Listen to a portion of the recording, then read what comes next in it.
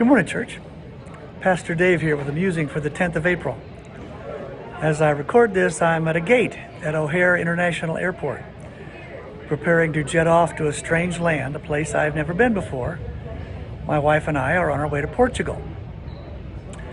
You see, my newest grandchild made the rather odd decision to be born there, and since he's too little to fly, we have to go to him.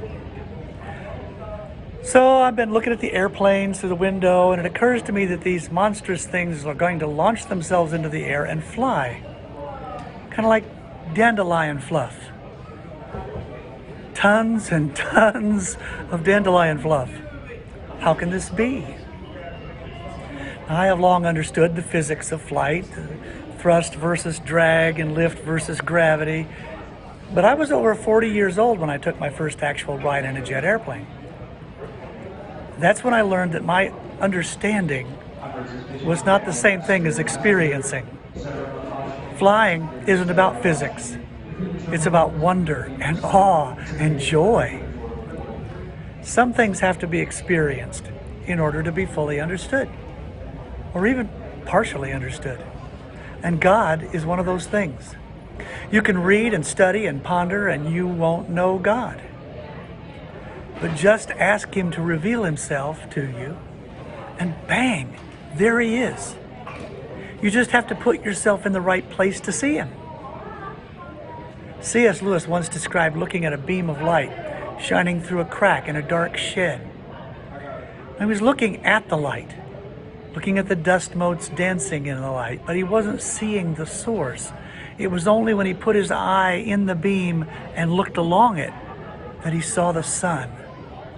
He had placed himself in the right place to see. God cannot be comprehended. He cannot be deduced or analyzed or measured or weighed or in any way figured out. He's beyond all that. But He can be experienced. Indeed, I begin to think He has to be experienced. I'm not sure there's any other way to understand, any other pathway to faith. St. Augustine once said, "I believe so that I might understand." You know, there's so much about God, about life, about faith, about grace that you can't see until you're in them. And that's so backwards from the way of the world. The world says, once I understand, I will believe. That doesn't work with God. That's not His way. You have to put yourself in the right place to experience Him. And the great news is that any place will do.